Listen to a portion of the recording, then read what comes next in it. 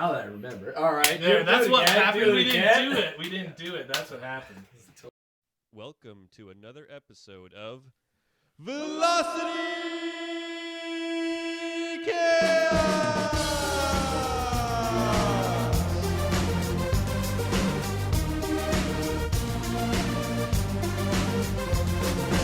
Hello and welcome here at the Velocity Chaos podcast. We are coming to you at the speed of sound from the Hexapod Soundhouse in Cleveland, Ohio. My name is Luke. I'm joined by my co-host, Nick. How are you doing? I am doing terrific. Stoked to be here for the 33rd episode. Thank you for having me.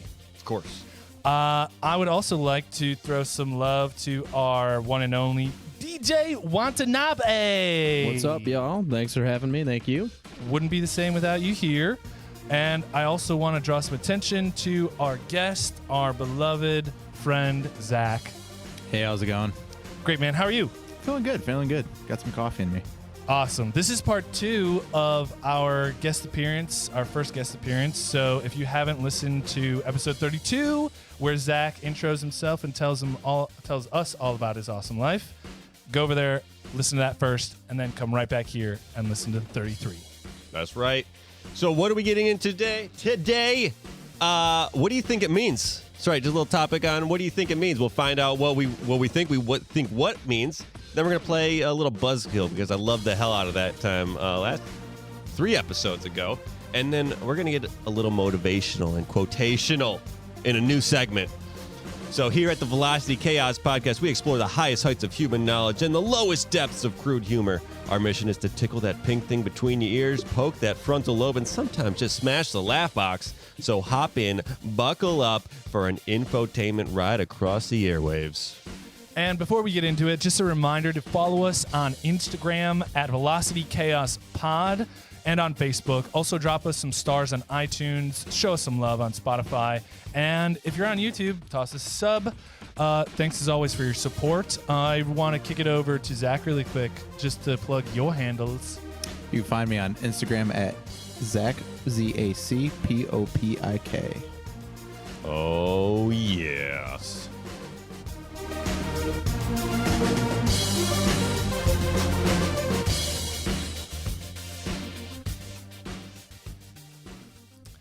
You up for a guessing game, Luke? Always. What about you, Zach? I'm down. All right, so we're going to do a segment today called What Do You Think It Means?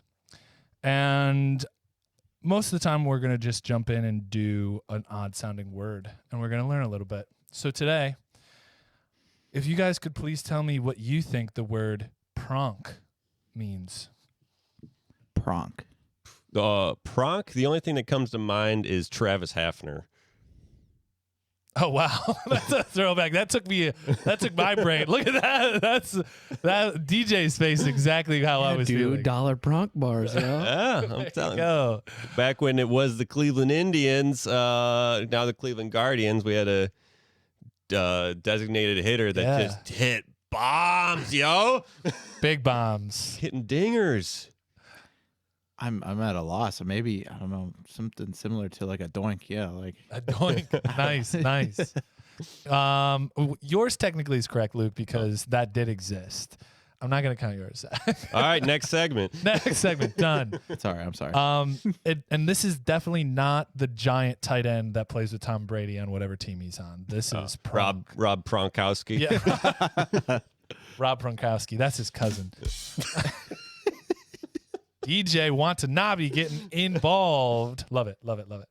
All right, so you guys ready to learn? I'm just going to tell you what it is. Yeah, hit me. All right, so the first iteration of pronk comes from Dutch. The Dutch. Deutschland. Pronken. Is that? Do I get another guess? Do you want another guess? Go ahead and take it. Is it something? I think it just got harder. But I was going to say something to do with drinking. No. Okay. No. Zach. I'm at a loss right now, man. I truly just fire it out there. The Dutch. Just the Dutch. Pronken. Feeling cold. Shoe Feeling whittling? cold. Shoe whittling? Shoe whittling. I love it. It's more fun for you guys to guess than me actually tell you. No, the thing that I always ask is sometimes your brain can hear a word and know its meaning, but just you never use it again. I've never heard this word up until now. I know that for a fact, but it might have jostled loose had you heard it. Anyway, the Dutch originated the word to mean to flaunt, make a show, or arrange one's attire. And it was mostly used to describe like rich people who were walking around kind of like showing off their money. Mm-hmm. So it was kind of like a flashy kind of, oh, that guy's pronking. Look at that, the pronk. Yeah, like I don't know what when sounds people, like. It's like showboating in a way. Showboating, yeah. It's kind of like, but in that kind of sense of I'm wealthier than you. Let me adjust my cool kerchief, my frilly fancy cufflinks, whatever. So that's where it originated. Pronking to pronk. Bring out the pronk stick. I got money. Does Gronk pronk? He does. Have you seen his commercial? I have. No, he dresses up pretty nicely. Anyway, the word moved down to South Africa, and in Afrikaans, it is pronk. So they shortened it. Mm. What was it before? Pronken. Oh, pronken. Pronken. And now it's pronk. In South Africa, the word morphed a little bit to mean to show off, strut, or prance. So it was more like the physical one. I guess with the Dutch, it was like wealthy people like showing off that they were rich. In South Africa, it was to like actually do the physical nature of it. So like Mick Jagger, he pronks a lot. Like Mick Jagger is the king of pronking. Dude looks like a lady. Am I right on that or no? I just mean the chicken strut that he does. That's pronking to a T. And then finally, the word took a left turn in English and really went into somewhere completely new. So what do you think like the modern iteration of the word means? So it's not being flashy? It's changed. It's changed. Can we get a hint? Is it like completely... It has something to do with animals. It sounds like a strike or something, like hitting something. Is it harming animals? Harming animals. You guys want to go pronking this weekend? Yeah. Like to seduce, maybe? To seduce animals. Clubbing baby Let seals. me reset it. To seduce. To seduce, pronking. No, do you want one, DJ? It's like those crazy people who dress their animals up. Pronking, like a pronk pageant or something. I don't know. So like along the same vein. I give you a lot. Snazzy, okay. but yeah. I give you a lot of credit for connecting that, but no. Finally, in English, it means to jump with all 4 feet leaving the ground at the same time. It's not as exciting as like the traditional version of pronk. I just saw Gabe pronk onto the couch back there. So that's a leap. That was definitely a leap. He didn't church kitten. Yeah. Hover and but I've seen, when you scare a cat, if you come up behind a cat and it jumps straight in the air, just pronking him. That's a pronk. I pronked you, bro. Yeah. They have to extend, or it's not extending. It's like leaving the ground. It's like straight up. Ever see a cat do that? Or like all the cartoons with cats that are like scared. They just that's pronking. And a lot of times they describe it as like when antelopes, when they're like getting attacked, like they'll jump in the air to try to avoid like the alligator and stuff like that. That's pronking. So yeah, and they probably look good doing it. They probably do look pretty solid doing it. Very interesting. So there you go. What do you think it means? You guys gave it a best shot that you could. Yeah, that's cool. I still think it means Travis Hafner. Yeah, well, there you go. Valid point. I mean, I loved Travis Hafner. It's good. Sweet.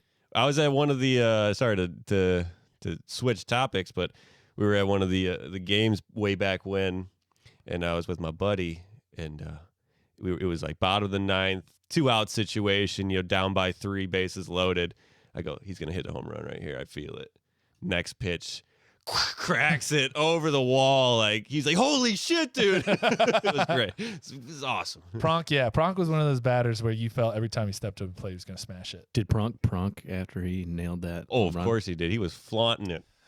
Yeah, he was pronking. The traditional form of it. Pronking around the bases. All 4. Pronk. That's what he probably said in his head. Could you imagine that? He's like, he hits a home run, and you know how they like slowly start running, like Pronk. He seemed like a small. I was gonna say smart guy, but that's the opposite of what I meant. Like he seemed like he just was good at swinging the bat. Oh my god, I think you're a smart guy. So yeah, guys, that was it. What do you think it means? That was our top segment. That was cool. That was good. That was a good trip down word. Some etymology. That's the one I was trying to. That's a good like $3 word right there. Etymology, yeah, got some Y's in there. Well, pronk. I mean, that's a good $10 word like, right there. It's not like a hard word, but it's like a difficult short word. Yeah, difficult short word. Pronking. You know, like what it reminds me of? No. It reminds me, like, thinking like old fashioned things. Like, it reminds me of, grandmas. Just, I know we're running out of grandmas here. I'm out of grandmas. I don't know how you guys are doing on grandmas. Maybe you ran out of grandmas a long time ago. Maybe you still got some grandmas. It hurts. That special love that only a grandma can give you, all gone. Maybe you're one of the lucky ones who still has all the grandmas. Well, screw you, man. Sorry, I just peeked there. I mean, lucky for you. Lucky for you. We're seriously so happy for you. But if you wouldn't mind sharing your grandma with those who are less fortunate and have run out of those who have run out of grandmas, please consider having your grandma send in an application to Grandmas for People in Pajamas. We're always looking for new grandmas, because a lot of our employees are dying fairly frequently. Not because of working conditions, though. They just kind of get old. And anywho, here at Grandmas for People in Pajamas, grandmas will come in early in the morning, make you breakfast, pinch your cheeks, lick their thumb, and wipe the schmutz right off your face. The grandmas at Grandmas for People in Pajamas do it all. Use code VCPOD70 for a 7-day trial grandma from Grandmas for People in Pajamas. And grandmas, don't forget to apply, and please refer any friends, if they haven't already fully retired, to come work at Grandmas for People in Pajamas. This is not an actual product, service, or idea. Just in case you thought it was, it's not. If there is something out there with the same name, we are unaware and have no affiliation and offer no judgment on the actual product, service, or idea. We're going to get into some Buzzkill. So for those of you who haven't or unfamiliar with this segment is, and for our guest, Zach, Buzzkill is going to be a sequence of randomly generated topics by DJ Watanabe, and we're going to have an undetermined amount of time for each segment for the next 20 minutes. So it could be as short as 20 seconds or as much as a few minutes. So we'll have to either get as much in on a topic as we can, or get cut off, or stretch a topic for as long as we can until the next topic comes out. So let's get to it. Let's go. All right, fellas, you know the rules. When you hear the that's when we're going to switch up the topic. Hell. All right. Let's get us started off with teleportation.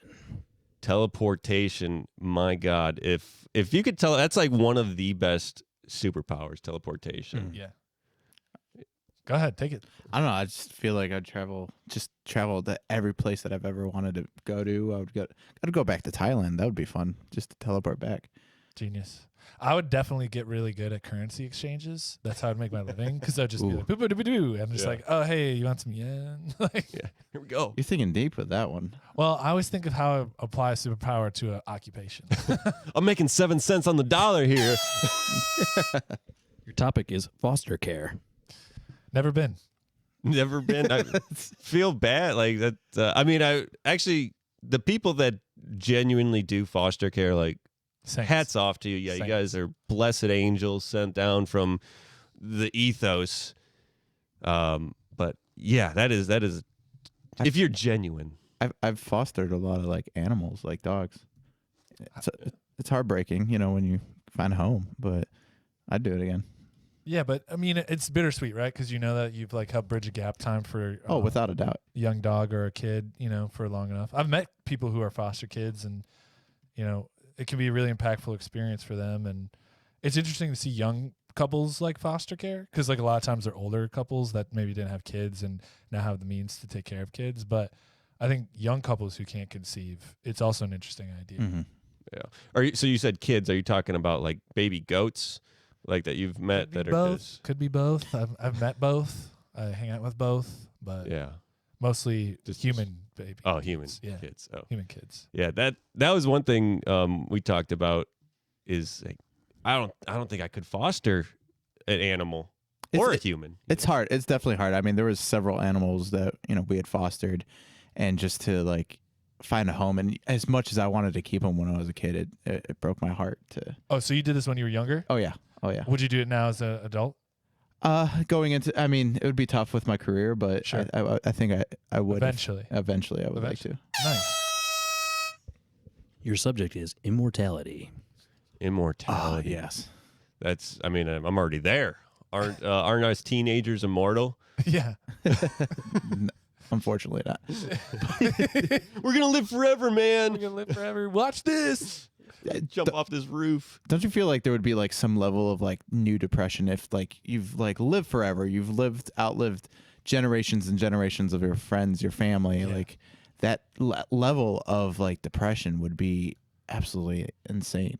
But then you just foster new friends and family until they perish. What if you This really is like foster care just for the human race. Yeah. That's what immortality is. What if you really like, this generation of friends, and then you watch them go, and I think it would be very cyclical, living forever. You go through bouts of like, okay, I'm gonna learn how to, whittle a canoe out of a fallen tree, and then you just get good at that for 500 years. But then, then it's outdated because people are 3D printing canoes. You need to go watch the Eternals on. It's not what they do. I was watching that, and they treat it so trivial in that movie, like so flippant. Oh, I'm immortal. Like, dude, like the coolest person was the girl who's really fast because she just spent all her time reading books and getting really smart. I think that's the biggest cool part of immortality is knowledge. I do think your brain would eventually get to a point where you'd actually have a hard time making friends and being human because you would not look at perspective through 80 years, 100 years. You would be. Your subject is blacksmiths. Take it away. Oh, my brother wants to be a blacksmith. It's one of the few things that like he's really like held on to is like, I want to be a blacksmith. I'm like, you do realize we live in 2022 right now. Like, has he ever done it? He's done a little bit of welding, but as far as like blacksmith work, I don't think he has. So it's funny because a lot of people go immediately like, oh, that's outdated art form. But there's multiple things that you can do with it. Like you can work with horses at like racetracks and stuff like that, which is actually pretty lucrative because like it's gambling, and what's more lucrative than gambling for some people. The second thing that you can do is like custom like housing products for like banisters or trim and stuff like that. So like it is a craft that people can make a lot of money. It's an artisan craft at this point. So it's a brutal armored combat. They're probably looking for. I mean, his interests are. He's like, I want to go make a sword, like from Game of Thrones or something. It's like a pit crew for like the armored combat. You're like episode 28. It's like between the two rounds. They like come over. They're like, oh, we gotta fix this facet. We gotta. So it's probably more of a trade or art than a trade now, right? I'd say for the most part, it's a craft. It's a craft. Consider it as a craft. Okay. Like. But I mean, you don't have to be an people artist are still to making do it. knives, Oh yeah, knives, hand-ground knives, often used. Yeah. Your subject is movie theaters. Bring them back. Bring them back. They've been shut down. Got dirty floors everywhere with stickiness and popcorn and spills and dirty people. You guys are dirty. There's nothing like sitting in a theater watching a good movie. I agree. It's special. It's meaningful. You're focused on one thing, which is rare in our culture these days, that you can focus on one thing. Like everything is happening at one time. People are multitasking. To shut off everything else in the world and just like shut them all down. Let me sit at home, watch my movies at 2 times 1.5 speed, get through it.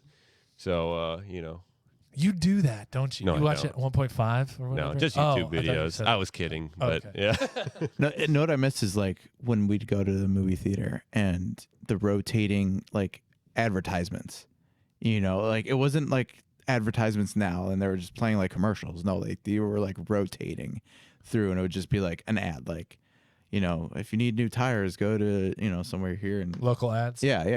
That is true. It was more plugged into like the local economy, and now it's kind of gotten to just Menunos. Very Maria Menunos, just telling us about how to bake an egg 30 different ways. It's like, thank you. I just like them over easy. But that's like, I mean, as like an 8-year-old, I'd be like, oh, I saw that ad like 4 times, so we're definitely getting close, Close. to movie. But then my dad would be like, no, we have trailers. Yeah. Do you guys get the popcorn and snacks at all, or are you Man. I typically get a beer A beer these days. Twizzlers. Yeah, I try to stay away from popcorn, like just like too much popcorn, but like every once in a while, I'll treat myself. I stay away from popcorn, but I get a beer. No, Do you sneak it in? I mean, or do you buy it there? I buy Twizzlers there. It was always like, I think my dad and I always did have like some Twizzlers while watching the movie. It was. Yeah. I know they make their money on all the concessions, but if they could figure out like a value menu, $1 that'd be menu. great. Yeah. That'd be great. I'd order so much. I'd order the equivalent of one thing on the regular menu from the dollar menu because I feel like I'm getting my value. Yeah. They could trick me into do this. I'm telling Cinemark right now to trick me into buying more stuff from you guys. Yeah, That's even what if you just make it like $1.50, $2 or something. Because if you go out to the Autorama Drive-In, they have it down. Their concession stand, it's like $2 for a cheeseburger. And they have all you want cheeseburger. Like it's more fun when you're at halftime between the two movies. You're going to get like a bunch of stuff, and you're bringing back up Get a malt. malt, like just a pirate's haul of snacks. You bring like a tote. Yeah. Your topic is technology in music. Musical technology. We're heading into the future with music right now. We're in an era that we haven't been in before, with everything being recycled. It's just a recycled era of music because there's only 7 notes, or 12 notes, whatever, 7 majors, 5 whatever. But everything's recycled, and then we got all these boards and stuff, and everything. It's the future. Keep going. I'm not touching this. Okay. You got this. You got anything? I'll go. I'll keep going. But yeah. I don't know. I got nothing. Well, you got the computers, you got your DAWs, your digital audio workstation. Keep rolling. Just keep. Because you can loop stuff. Put in like dig that hole, and then you hit the button. It's like. Your topic is binge watching. Oh my God! I could binge watch all day long. Have you binge watched Ozark yet? Not yet. I just finished Yellowstone. Okay. Highly recommend that one. Ozark. I haven't gotten into Yellowstone, but Ozark, give it a shot. Jason Bateman, the guy, the man, the legend. Is it he's a coach or something? No, he's money launderer in that. In Ozark. Oh, I'm thinking of the wrong one. Friday Night Lights. I don't know. Are you keeping up with like any of the Star Wars like series, like the Book of Boba? I fell off. I did the last one. I don't know if because that's not technically binging because they release them week after week. That's true. You know Well, what I mean? I mean, unless you're, like my brothers, Wait. they wait till the Smart. week 6, then just binge it all. I think if I did that, probably. I've been watched. I need to binge watch the last season of The Expanse on Amazon. That's on my to-do list. Mm-hmm. Just binge watched Arcane, which is really awesome if you like animation. Mm-hmm. You want to jump in on this, Luke, or you don't really watch? No, Just kidding. I just started watching Cobra Kai. I just there I you just go. finished Cobra Kai. Oh, season 2. I just did that last But night. you're doing it as a nice, even pace. Yeah, I guess it's not binge So watching. It's like you can stay over there. 3-4 episodes. I just completely binged it when I was sick. I want to, but I'm the lady. She wants to watch it too. Yeah. Your topic is favorite holiday. Christmas. No. Yeah, Christmas. Leif Erikson Day. Classic. That's a good one. That's a good one. Hanukkah for me. Hanukkah. Yeah. Nice. Hanukkah. I think that takes the cake. I mean, No, 4th of July. 4th of July. I like 4th of July. I pick 4th of July. St. more Patty's Day summery. too. I love St. Patty's Day. I wouldn't consider it a holiday. Yeah. What, Bunch St. of Patty's Day? degenerates going out and getting drunk. It's just a day that everyone agrees to get drunk. Yeah, but Just it's a racist against Irish people. but there's nothing better than like St. Patty's Day in Cleveland. Like you're just getting over that hump of winter, and it's like it's a tease. It's kind of warm, kind of cool. You're getting I a see where little you're going buzz with your this. friends, getting some good, corned beef. I like that one. St. Patty's Day. The minor holidays are a little more fun. I think, unfortunately, Christmas and Thanksgiving have gotten just so commercialized at this point. But I do like the core of Christmas still, and like the music. I've actually, the older I get, the more I appreciate the music. Oh, yeah. And like being around family and being like in a warm house, like that tradition is really nice to me. But 4th of July, I really like just that it's in the middle of summer. It's a great 4-day weekend. right when you need it, and it's typically a blast. You're going to pool parties or doing whatever and just hanging out. You know what I think is pretty underrated for a holiday? Halloween.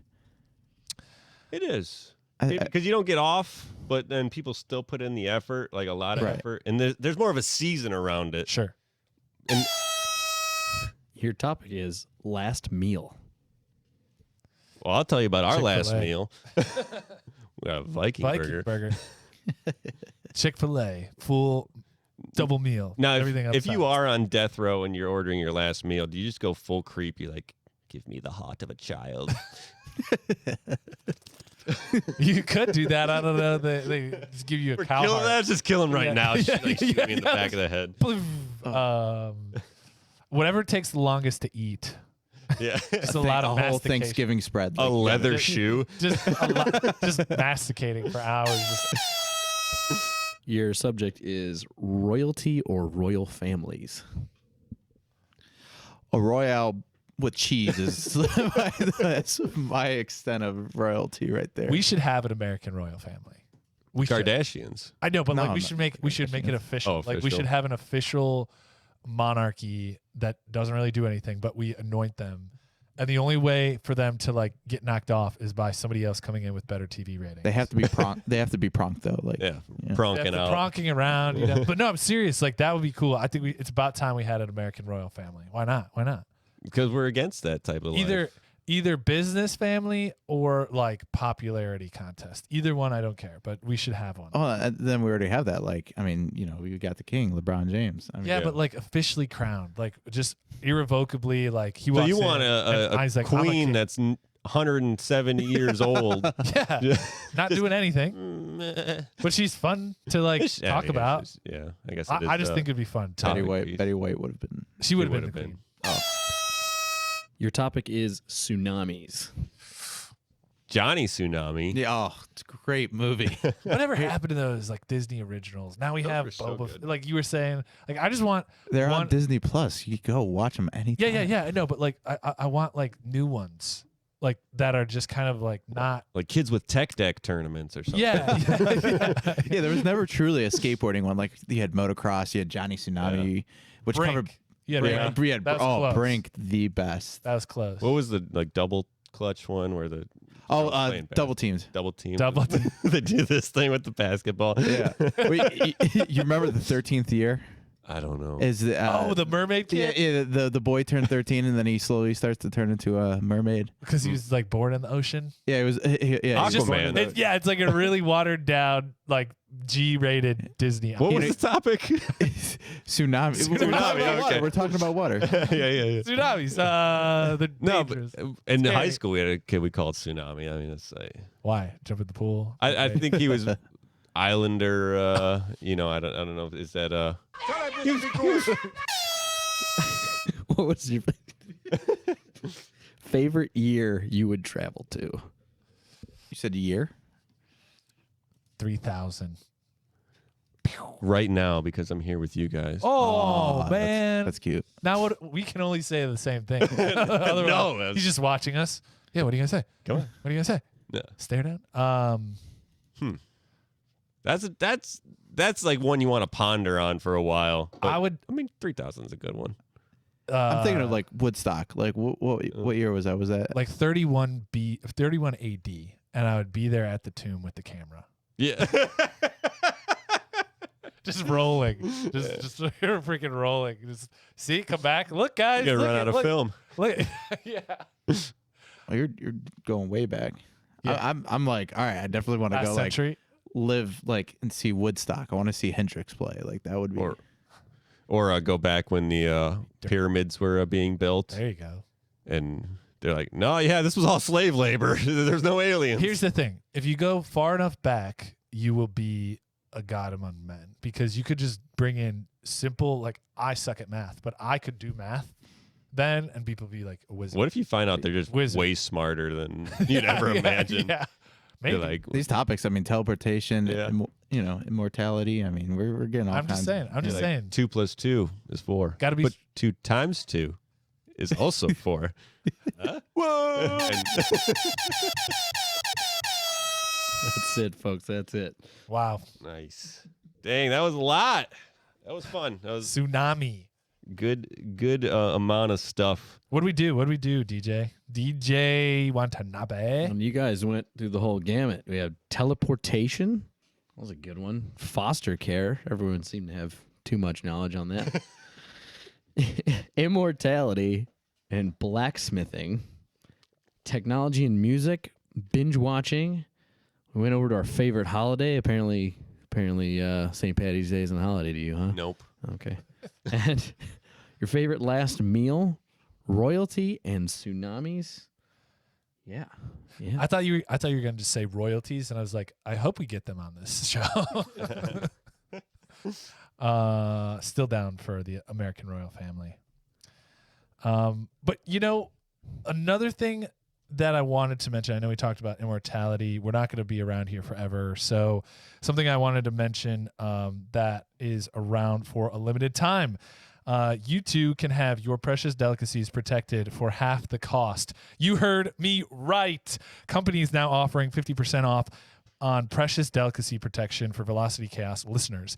Actually, you don't even have to listen. You just have to use the code VCPOD50 for 50% of precious delicacy protection for your first 3 months of protection. So if you want that extra peace of mind for your precious delicacies, get the absolute best precious delicacy protection with Company.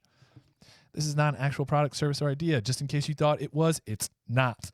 If there is something out there with the same name, we are unaware and have no affiliation and offer no judgment on the actual product, service, or idea. All right.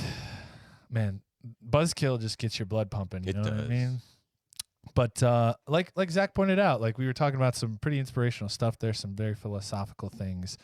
We're going to do a new segment that I'm really excited about.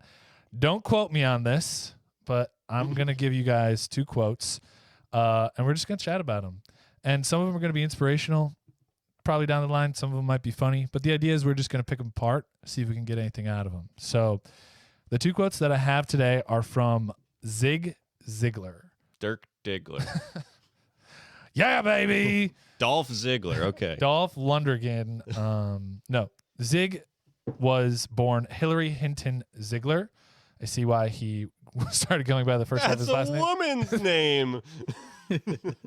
He was born in 1926. He was like the 10th of 12 kids. And yeah, his They dad were busy back then. They had nothing to do. They had nothing better to do. I still don't have anything better to do. So anyway, 12 kids. His dad died early when he was pretty young. And then he eventually went to college, but he dropped out. He was a college dropout with natural sales ability. He spent the rest of his life refining the ability to increase performance in sales and motivate other people to seek better perspectives for themselves. So he kind of started a couple groups that worked on sales pitching and on getting people to be more effective at creating those relationships to sell. He started speaking in 1950s and didn't stop until his retirement in 2010. And he passed away 2 years after that. So once his work was done, he was tired. So Zig did a lot of stuff. He wrote a lot of books. A lot of them were inspirational, kind of self-help stuff. So two of the quotes that I picked today we're going to talk about. We'll just talk about the first one first. Yeah. And give it a minute to ruminate on. Zig said, "You were born to win, but to be a winner, you must plan to win, prepare to win, and expect to win." That's deep. How does that strike you? That strikes very hard. Where? Whereabouts? In the face, Okay. in the ear holes. No, no, yeah, you got to. If you're gonna win, it doesn't come easy.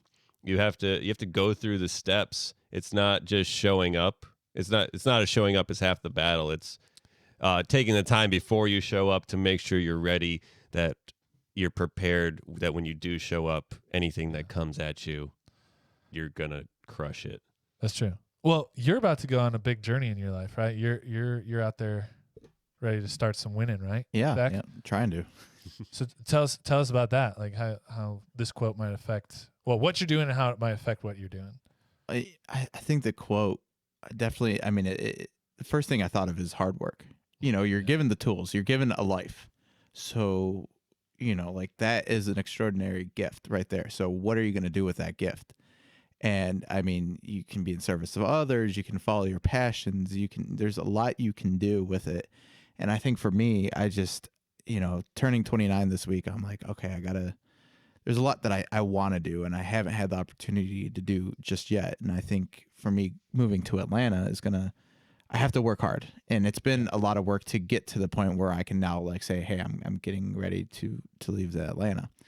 But, that's only one step. That once I get there, I have to sustain that life. I have to create a new life. I have to, get out of that comfort zone, which is not easy for me personally. I've always been a homebody. Cleveland, I lived in Erie. I've traveled a lot, but I've always come home. So this is something that's going to require a lot of work, a lot of hard work, and it's going to. I think I have to be a little persistent. And nice. To me, this quote strikes deep. That's great because it hit me too, and I think what you're talking about, hard work, is the more hard work you can do in planning and preparing, which are two key words in this statement here, the more that work will work for you.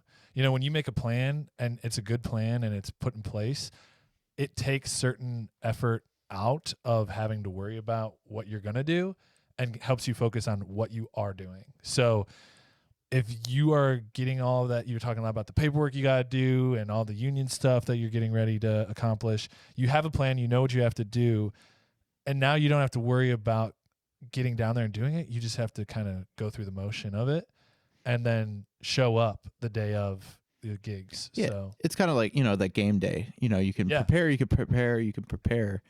And I mean, you're still going to have those nerves. You're still going to feel, you might even come away with a loss, but at the end of the day, did you put in that work? Did you prepare? Do you also have that confidence to know that you're going to be ready game day?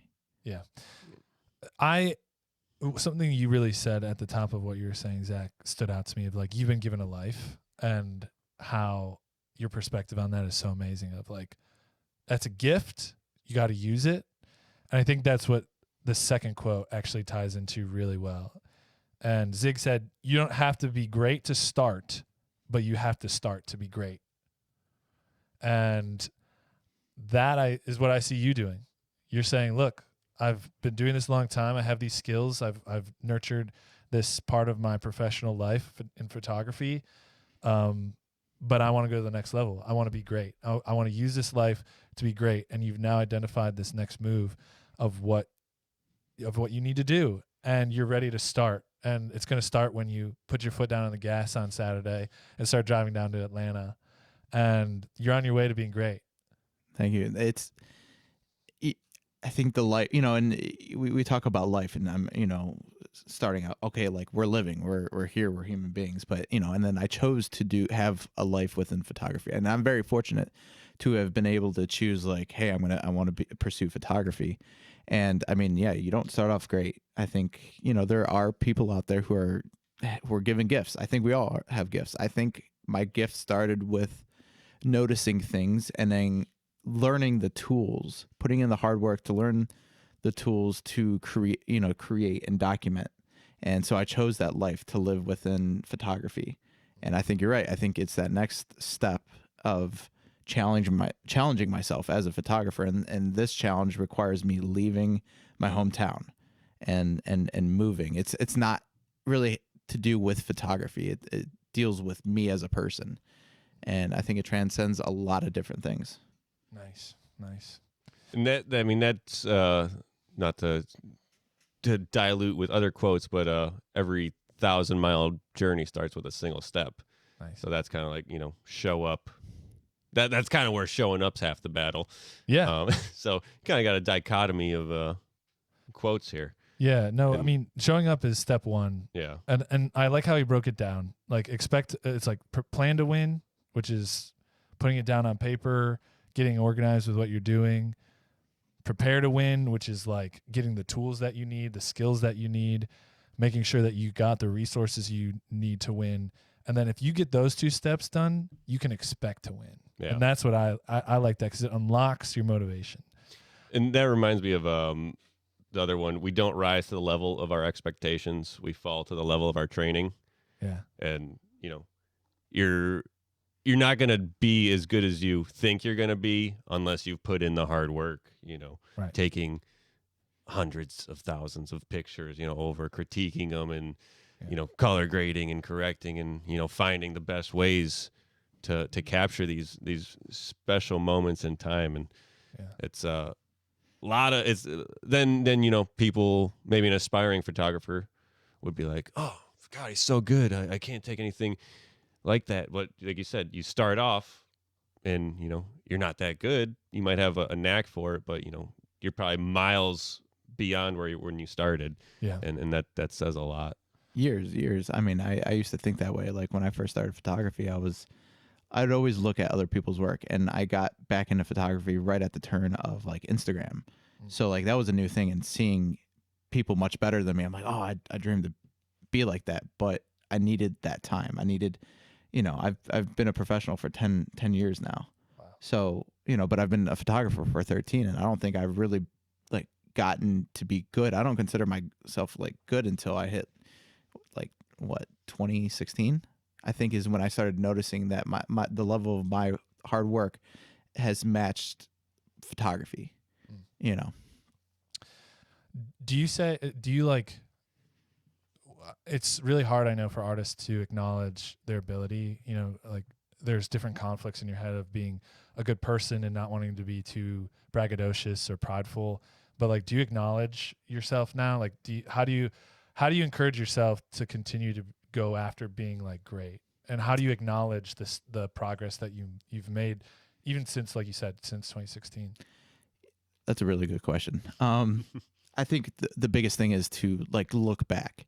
So like I do, you know, and I love posting like this on Instagram. Like I'll do what I call like looking back in archives, and then looking at where I started, and even like pulling certain images that like might have like compositionally or lighting or, you know, tones not been perfect, bringing it and taking that image, and maybe just all I need to do is add a slight crop, you know, bring down some of the levels, bring down some of the saturations, do, you know, whatever, throw a little bit of that magic on there. I'm like, oh, wow. All right. I was onto something. I saw something. Maybe I didn't understand that image, that photograph right then and there, but at this level and at my age now and having done this for 10 years, understanding like, okay, well, the way I see, the way I comprehend the world definitely influences the way I shoot.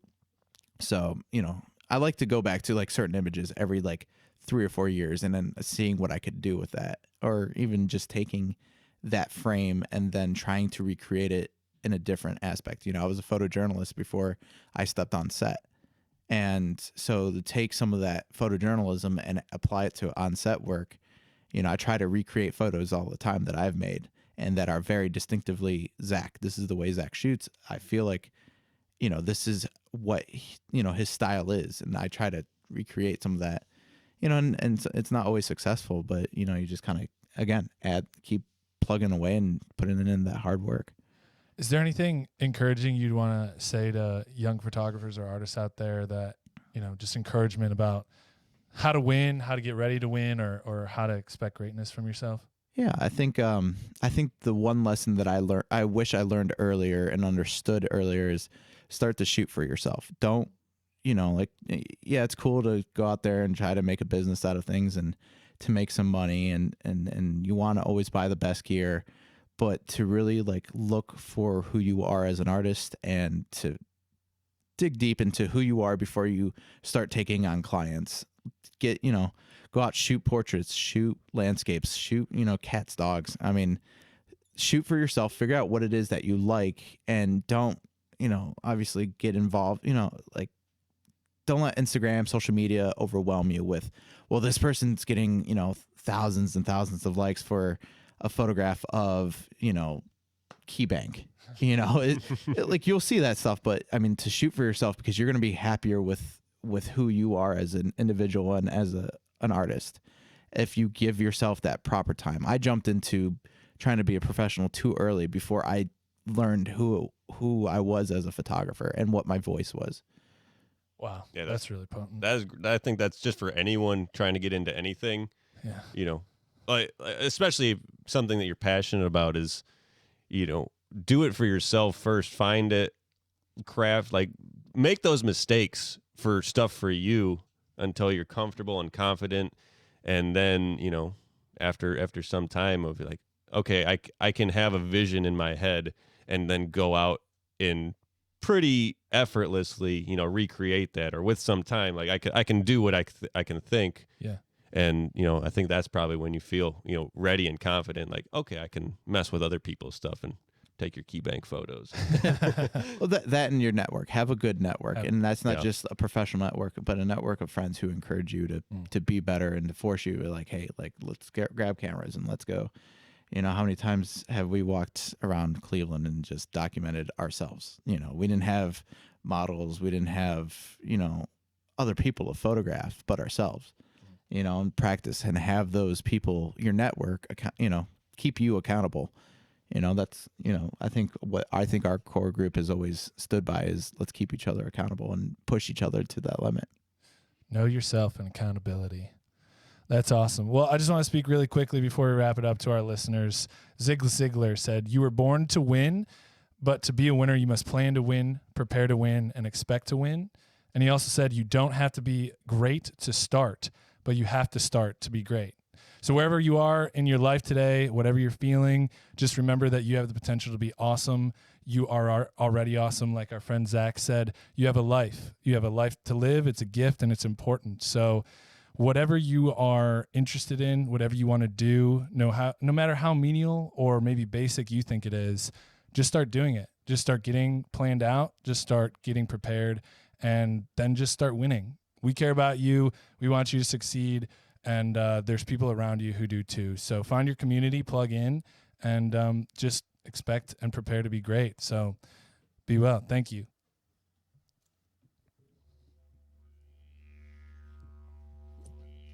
Wow, that was like change of pace. That was a good change. I like that.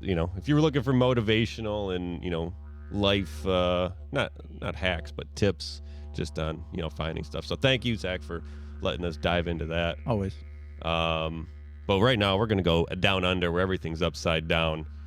Take it back to the stupid humor that you might have been grown accustomed to. Maybe you hate it. I don't know. So this story from our Australia news this week, it is teen attacked by jet ski bandits. What are you thinking? Teen attacked by jet ski bandits? My goodness. I thought it was safe down there. I just have to watch out for spiders. Now I got to watch out for jet ski bandits. So when I first read the article in the headline, I was like, oh no, there's people like on jet skis and it's like a gang, like the Foot Clan or something in Teenage Mutant Ninja Tortoises. Like, and they're like coming up on shore and stealing people's stuff and then leaving. But no, so what happened is this teen was doing some sailing lessons. Rich, privileged kid, who wouldn't? Perfect target. Yeah, who wouldn't mess with this kid? I guess the jet skis were being douches, or either on purpose or an accident. Either way, they should know the rules. And by law, jet skis are required to give 60 meters of space around swimmers and anchored vessels, which by conversion we know that's at least 7 feet. And they need to give 30 meters to a moving boat, which by conversion we also know that's at least 7 feet. So anyways, these cretins in the article, they were harassing the teen who was navigating. I don't know what you do on a boat. Sailing it, I guess. So they went past the teen who was taking the sailing lessons, and they shot their water jet into the sail, which caused the sail to swing around and bash the kid in the face. Wow. Which, I mean, that's kind of cool. It's a sweet movie scene. Jet ski. Yeah. Surf ninjas. Love it. You got to use that in your movie pitch. Yeah. Yeah, we can draw from this one. Mark Wahlberg. Yeah, maybe get Mark Wahlberg. Maybe ask Chris Tucker. Yeah. Julia Stiles. So how'd this all end? I'm curious. I don't know. They shot their water. That's all I really got from it. The mom was mad. Being why are they doing this? We'll put the links up for everything. That's how you toughen a kid up for sure. Yeah, you don't just got to watch out for sharks. You got to watch out for jet ski bandits. Jet ski ninja bandits. Just here's a quote here: "Drive to your own capabilities. Know your own capabilities. Slow down." I think the mom said this, or no, that was one of the Coast Guards. But that just brings me, like, in life, you have to go at a speed that you're comfortable with going. And if you are going to go buck wild and buck nasty, be aware of your surroundings. You do that stuff in an open field or in open water. You can't be around other people while you're exploring your own limitations. And what does it mean in life if we could teleport everywhere? If we can just teleport back to our favorite holiday, or live forever and become blacksmiths with new technology and music. I'm sure they've probably already done that, because when you live forever, you can have the coolest looking clothes, and you could just pronk around, get on all fours, hop like a cat or a gazelle. You could probably learn how to surf in a tsunami while pronking on all fours. And then you just cruise right into the royal family's house at Buckingham Palace. Isn't that where they live? Maybe. I don't know. Half of the stuff I say, I don't even know what I'm saying.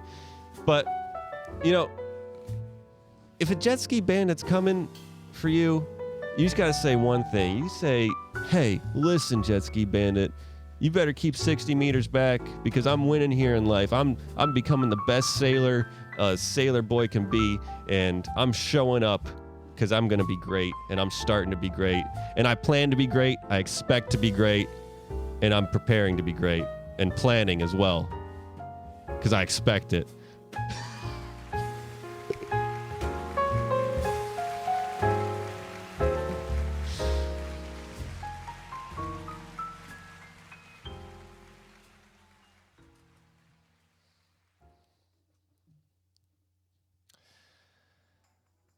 Well, that gets us down to the final seconds of our show.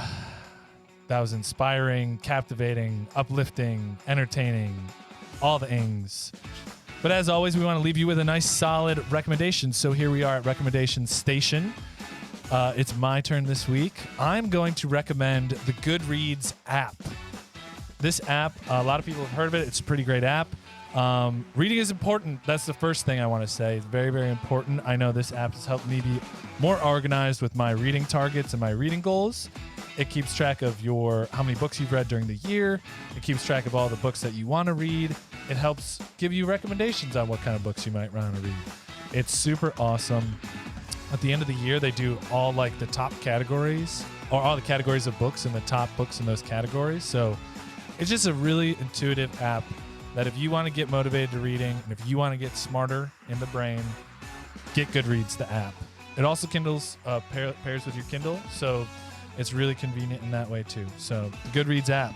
Recommendation for something to recommend something. I exactly. Like, look at that. Meta recommendation. Compounding recommendations. Anyway, that does it for me. I want to thank DJ Watanabe. Well, thanks for having me, guys, as always. I was going to say perfect cues, as always, but he just botched his own. And I want to say a big, massive thanks to Part 2, joining us for Part 2 of our guest sequence here. To Zach, thank you, brother. Thank you for having me. Hey, man, it's been a pleasure. Do you want to I know you're going on a big old adventure to Atlanta. How can we keep track of you and all the cool shit you're doing down there? You can follow me on Instagram at ZACPOPIK. You can check me out there. All right. I know I will definitely be doing that. This is Nick on the Velocity Chaos Podcast, signing off. And this is Luke on the Velocity Chaos Podcast. Thanks for hanging with us. Thanks, everyone, for coming along for this journey. And like we always say, you can ride your jet skis to immortality. Thank you for tuning in to the Velocity Chaos Podcast. We upload new episodes every Monday and Thursday. Be sure to subscribe and rate us on iTunes, Spotify, or your podcast platform of choice. Interact with us on Instagram at Velocity Chaos Pod or on Facebook and YouTube at Velocity Chaos Podcast. We are grateful for your time and hope you enjoyed it here. Please tell a friend, and thank you once again.